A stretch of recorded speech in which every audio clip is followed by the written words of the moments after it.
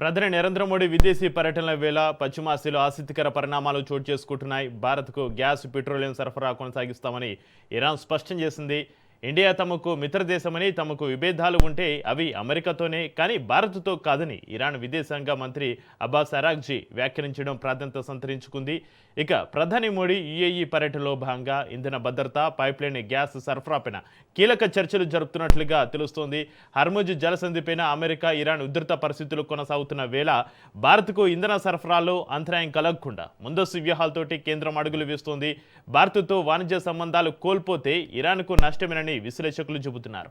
పరస్పర సహకారం, భవిష్యత్తు ఇంధన అవసరాల దృష్ట్యా మోడీ దౌత్య పర్యటన కీలకంగా మారింది.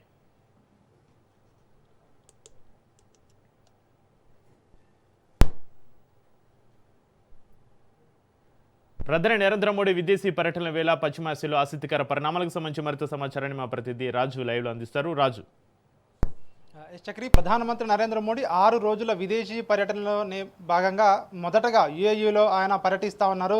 యునైటెడ్ అరబ్ ఎమిరేట్ దేశంలో ఆయనకు ఘన స్వాగతం లభించింది. పశ్చిమాసియాలో యుద్ధ పరిస్థితులు నెలకొన్నటువంటి ఈ సందర్భంలో ప్రధానమంత్రి నరేంద్ర మోడీ యుఏఈలో యుఏఈ గగనతలంలోకి భారతదేశ ప్రధానమంత్రి నరేంద్ర మోడీ విమానం వెళ్ళగానే F-16 ఫైటర్ జెట్లతో ప్రత్యేకంగా ఆయనకు భద్రతగా నిలిచి అక్కడి నుంచి కూడా ఆయన విమానానికి అక్కడి నుంచి కూడా కాన్వాయ్గా తీసుకువెళ్ళడం జరిగింది. అక్కడికి వెళ్ళిన తర్వాత విమానాశ్రయంలోనే ఆ దేశ అధ్యక్షుడు ప్రధానమంత్రి నరేంద్ర మోడీకి అపూర్వ స్వాగతం పలకడం జరిగింది. మొదటిసారిగా ఇంతటి భారీ స్వాగతాన్ని ప్రధానమంత్రి నరేంద్ర మోడీకి ఆ దేశ అధ్యక్షుడు పలకడం జరిగింది. ముఖ్యంగా పశ్చిమాసియాలో యుద్ధ పరిస్థితులు నెలకొన్నటువంటి ఈ తరుణంలో ప్రధాని నరేంద్ర మోడీ యుఏఈ పర్యటన ప్రధానంగా ఈరోజు జరిగినటువంటి చర్చల్లో పలు కీలకమైనటువంటి రంగాల్లో పెట్టుబడులకు MOUలు కుదరడం జరిగింది.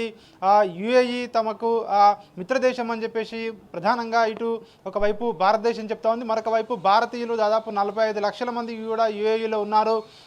ఇట్లాంటి యుద్ధ పరిస్థితుల్లో కూడా అక్కడ భారతీయులను యుఏఈ ప్రభుత్వము తమ కుటుంబ సభ్యులుగా చూసుకున్నందుకు ప్రధానమంత్రి నరేంద్ర మోడీ భారతదేశం తరపున ఆ దేశ అధ్యక్షునికి ధన్యవాదాలు కూడా తెలపడం జరిగింది. అయితే మరొక వైపు ప్రధాని యుఏఈలో పర్యటిస్తున్నటువంటి ఈ క్రమంలో తాజాగా ఇరాన్ కూడా స్పందించడం జరిగింది.